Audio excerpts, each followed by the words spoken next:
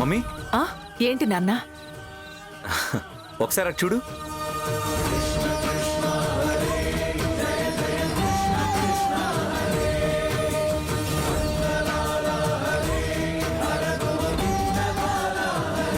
జంట దీపాలు ఎంత బాగున్నాయో కదా.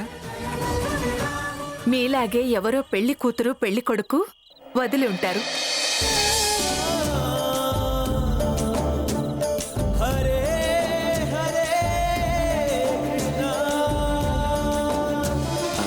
మమ్మీ ఒక్క ఫోటో తీసుకొని వస్తాను. 1 minute.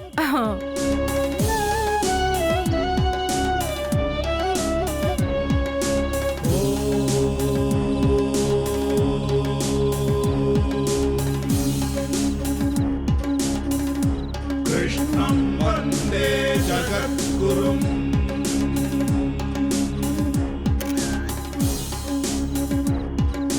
కృష్ణం వందే జగద్గురుం.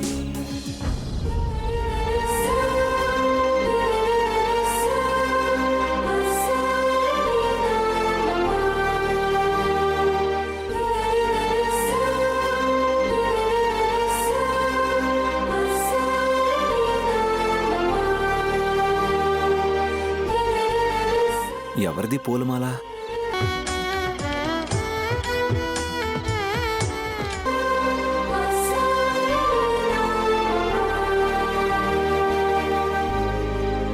ఆ పూలమాలేంటి నాన్న? దారిలో కింద పడింది మమ్మీ. లక్కీగా తొక్కలేదులే. ఎవరి జడలో నుంచో జారిపడి ఉంటుంది. అవతల పడే. చూస్తూ చూస్తూ పూలు అలా ఎలా పడేస్తాం మమ్మీ? పడేయక మమ్మల్ని పెట్టుకోమంటావా ఏంటి? చిచి, మనుషులకే ఇలాంటి సెంటిమెంట్స్ ఉంటాయి, కానీ యంత్రాలకు ఉండవు కదా.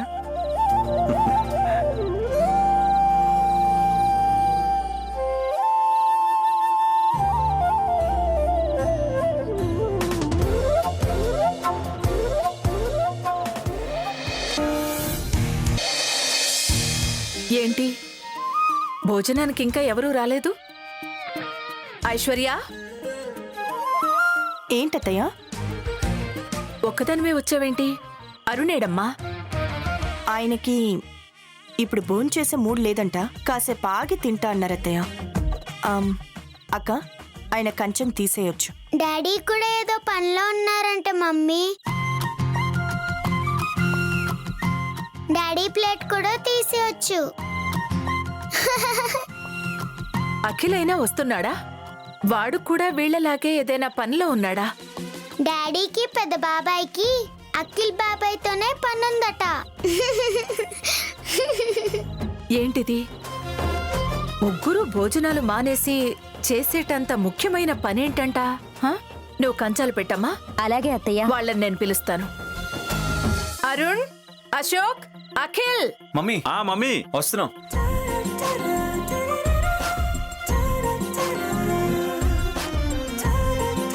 ఏంటి మమ్మీ? ఎంత పెళ్లి పనులుంటే మాత్రం భోజనాలు మానేసి ఆ పనులు చేస్తూ ఉండిపోతారా? ముందు తినండి, తర్వాత వెళ్ళి ఆ పని చేయండి. అంటే మమ్మీ, తిన్నాక ఆ పని చేయకూడదు. ఆ పని చేశాకే తినాలి మమ్మీ. తిన్నాక చెయ్యకూడదా? ఆ పని చేశాకే తినాలా? ఏంట్రా అంత గొప్ప పని? మా వంక చూస్తావేంట్రా? నువ్వేగా మాగా పని పెట్టింది. మమ్మీకి చెప్పు. నేనా? నేను చెప్పాలా? పెళ్లి నీదా మాదా? నాదే. అయితే నువ్వే చెప్పాలి. నేను కాదులే అన్నయ్య, మీరు పెద్దవాళ్ళు కదా, మీరు చెప్తేనే బాగుంటుంది. నో నో నో, చిన్నవాడివి, నువ్వు చెప్తేనే బాగుంటుంది. చెప్పే. అబ్బబ్బబ్బా, ఎవరో ఒకరు చెప్పండ్రా. నేను చెప్తాను మమ్మీ. ఏం లేదు మమ్మీ,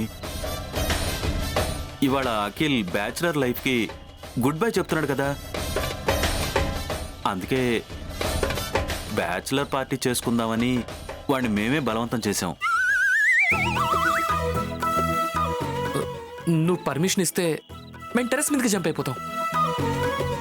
ఓహో, అదా అంత ముఖ్యమైన పని? ఓకే, ఈ రోజుల్లో బ్యాచులర్ పార్టీలు అవి తప్పవు కదా, వెళ్ళండి. ఇదిగో, పార్టీ కదా అని చెప్పి తెల్లవార్లు మేలుకోవద్దు. నిద్ర సరిపోకపోతే వాడు రేపొద్దున పెళ్లి పీటల మీదే నిద్రపోతాడు. ఏంటి? లేదు మమ్మీ, జస్ట్ 1 hour లో పార్టీ ఫినిష్ అయిపోతుంది. Okay, Thank you, mummy. కూర్చోండి, మనం తిందాం.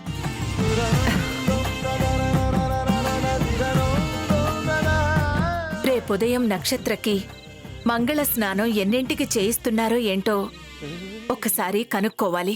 ఆ మంగళ స్నానాలు జరగకుండా అమంగళం ఏదన్నా జరిగితే బావుండు. నక్షత్ర, ఈ రోజు వరకు నువ్వు ది గ్రేట్ ఆనంద గజపతి వర్మ గారి కాబోయే కోడలివి. కానీ రేపు తప్పిపోయిన కోడలివి. రాజా జయచంద్ర, మణిమాల, ఈ రోజు వరకు మీరు ది గ్రేట్ ఆనంద గజపతి వర్మ, వసంతాదేవిలా కాబోయే వియ్యాలవారు.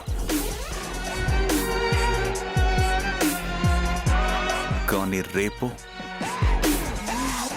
తప్పిపోయిన వియ్యాలవారు.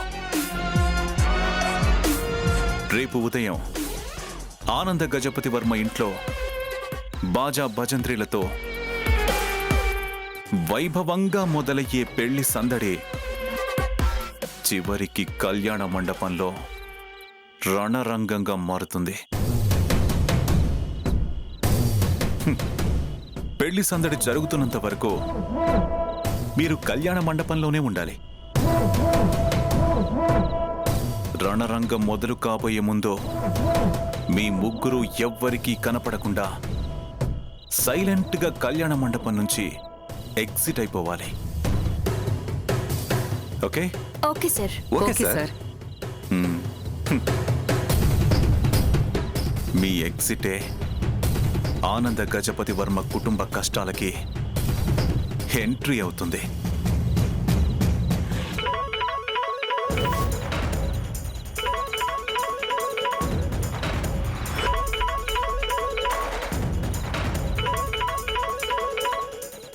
సార్, అఖిల్ వాళ్ళ మమ్మీ కాల్ చేస్తున్నారు. స్పీకర్ ఆన్ చేసి మాట్లాడు. హలో, నమస్కారం అత్తయ్య గారు, బాగున్నారా? బాగున్నానమ్మా, నువ్వెలా ఉన్నావు? బాగున్నాను అత్తయ్య గారు. నిన్ననేగా కలుసుకున్నారో, ఒక్క రోజులో ఏమైపోతారనో ఇంత ప్రేమగా పలకరింపులు. రేపు అఖిల్కి మంగళ స్నానాలు ఉదయం 8-9 గంటల మధ్య చేయించమని మా పంతులు గారు చెప్పారమ్మా. ఆహా, అలాగా? మరి నీకెన్నింటికి మంగళ స్నానాలు చేయిస్తున్నారమ్మా? తెలియదు అత్తయ్య గారు, అదంతా మా మమ్మీనే చూసుకుంటుంది. అవునులేమ్మా, ఇవాల్టి వరకు అన్ని విషయాలు మీ మమ్మీనే చూసుకోవాలి. ఇక రేపటి నుంచి నీకు సంబంధించిన అన్ని విషయాలు నేనే చూసుకుంటాను కదా. రేపటి నుంచి నువ్వు వాళ్ళ కూతురివి కాదు, మా కోడలివి. అవునత్తయ్య గారు, రేపటి నుంచి నేను వసంతదేవి గారి కోడల్ని. నాకు సంబంధించిన ప్రతిదీ మీ ఇష్ట ప్రకారం మీ చేతుల మీదుగానే జరుగుతుంది. అత్తగారికి ఇంత గౌరవమిచ్చే కోడలు దొరకడం నిజంగా నా అదృష్టం. ఉంటానమ్మా. అలాగే అత్తయ్య గారు.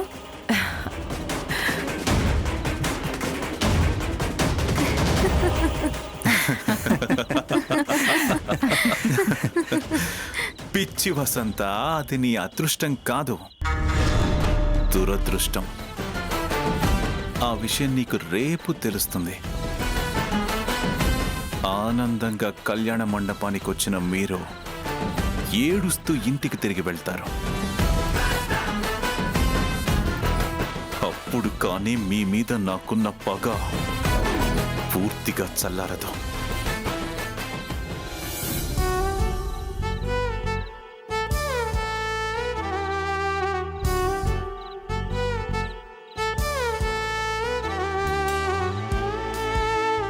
అరే కిట్టు, నువ్వెందుకురా ఇవన్నీ తేవడం?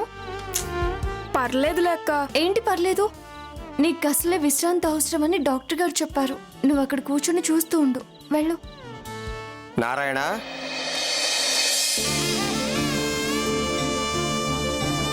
నమస్కారం. రండి రాజయ్య గారు, ప్రయాణం బాగా జరిగిందా? బాగా జరిగింది. నారాయణ, నువ్వు శుభలేఖలు పంపించినంత మాత్రాన రాకుండా ఉంటావా? వచ్చేసాం. శ్యామ పెళ్ళంటే మా ఇంట్లో పెళ్లి లాంటిదేనండి. అందుకే భజన సామాగ్రితో సహా వచ్చేసామండి. చాలా సంతోషం అండి. రండి శ్యామ, మంచినీళ్ళు తీసుకురామ్మా. రండి రాజయ్య గారు, రండి రండి రండి.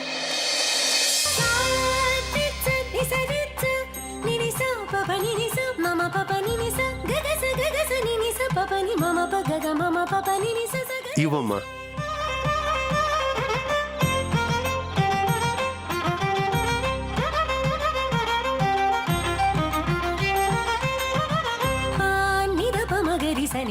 ఇప్పుడు చెప్పు నారాయణ, పెళ్లి కొడుకు ఏం చేస్తూ ఉంటాడు?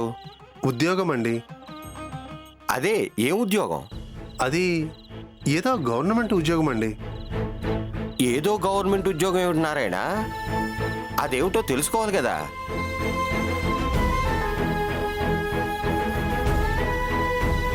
పెళ్లి కొడుకు వాళ్ళ స్వస్థలం ఏ ఊరు? అది ఏ ఊరో తెలీదండి.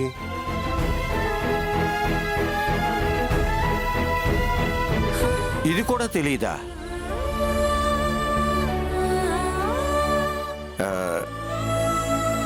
పోనీ అబ్బాయికి ఆస్తిపాస్తులు ఏమాత్రం ఉన్నాయట? ఆ వివరాలు కూడా మాకు తెలియండి.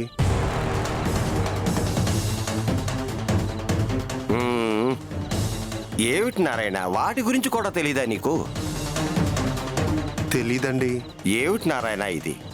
ఏ వివరాలు తెలియకుండా పిల్లనిచ్చి పెళ్లి చేయడం ఏమిటి? అవేవీ తెలియకపోయినా అది మంచి సంబంధమని నాకు తెలుసండి. ఎలా తెలుసు? ఎలాగంటే ఆ సంబంధం కుదిరించింది మా మల్లికార్జున్ కాబట్టి. అతనే మా శ్యామాని సొంత చెల్లెలుగా భావించి ఈ పెళ్లి జరిపిస్తున్నాడు. అటువంటి అన్నయ్య మా శ్యామాకి ఉన్నప్పుడు నేను అటువంటి వివరాలు తెలుసుకోవడం ఎందుకండి?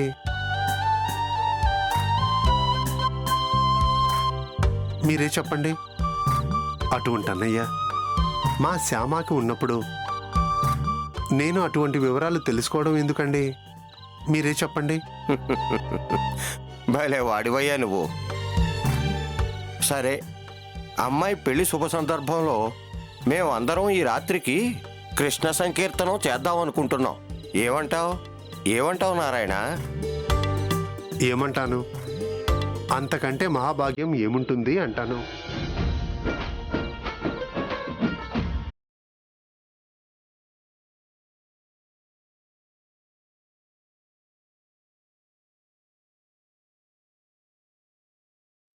ఇదిగో రాఖిల్, నీ cool drink glass. Thank you. పొరపాటున నీ కూల్ డ్రింక్ గ్లాసు మా హాట్ డ్రింక్ గ్లాస్ లో కలిసిపోయి నీ గ్లాస్ మారిపోయిందనుకో. రేయ్, రేపొద్దున నీ పెళ్లితో పాటు మమ్మీ మా ఇద్దరు పెళ్లి కూడా చేస్తుంది. Cheers.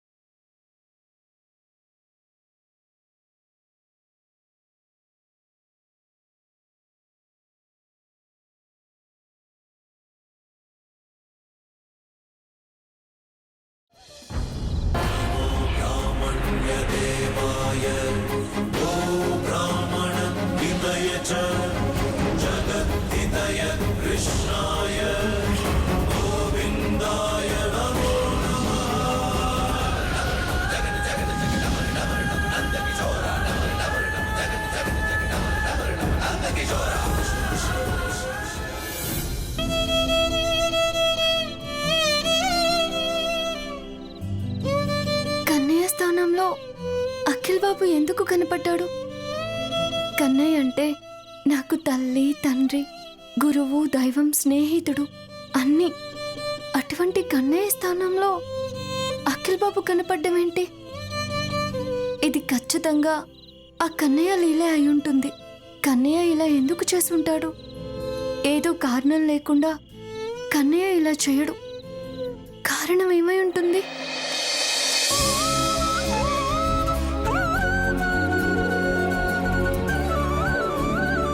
కన్నయ్యని తలుచుకోగానే వేణుగానం వినిపిస్తుందేంటి?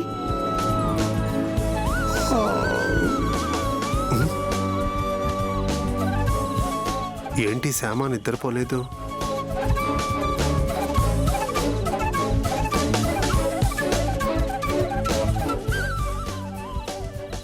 శ్యామ, ఏంటమ్మా ఇంకా పడుకోలేదు?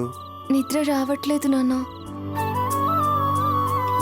అవును, నువ్వేంటి లేచావు? ఏం కావాలి నాన్న? మంచినీళ్ళ కోసం లేచానమ్మా. ఉండండి నాన్న, నేను తీసుకొస్తాను.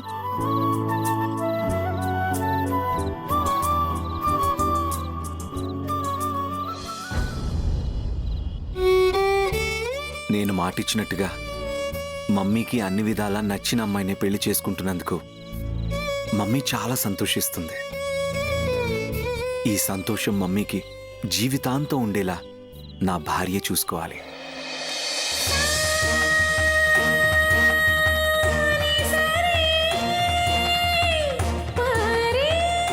ఇంతకాలం ఈ రూమ్లో ఒంటరిగా ఉన్నాను. రేపటి నుంచి నాకు తోడు రాబోతుంది. ఆ తోడు జీవితాంతం నాకు నీడలా ఉండబోతుంది.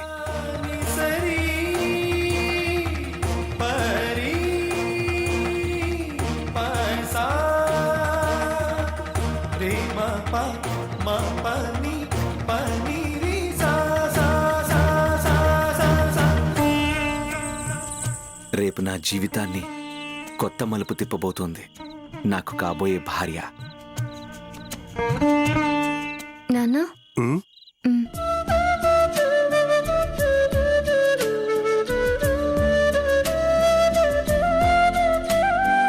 కూర్చోమ్మా. రేపు పెళ్ళి అనేసరికి నిద్ర పట్టట్లేదా అమ్మా? మమ్మల్ని వదిలి వెళ్ళాలంటే బెంగగా ఉందా? నిజానికి బెంగ పడాల్సింది నువ్వు కాదమ్మా, నేను. ఇంతకాలం నువ్వు కూతురులా కాకుండా ఓ కొడుకులా నిలబడి అన్ని రకాలుగా మాకు అండగా ఉన్నావు. కుడి భుజంలా నిలిచిన కూతురు పెళ్లి కూతురుగా మారి ఇళ్ళు వదిలి వెళ్ళిపోతున్నందుకు నేను బెంగపడాలి. అలాంటిది నేనే ధైర్యంగా ఉంటే నువ్వెందుకమ్మా బెంగపడతావు? తెలివిగల దానివి, అన్నీ తెలిసిన దానివి, ధైర్యంగా ఉండమ్మా. ప్రతి తల్లి కూతురికి చక్కగా పనిచేసే నేర్పుతో పాటు కష్టాలను భరించే ఓర్పు కూడా నేర్పిస్తుంది.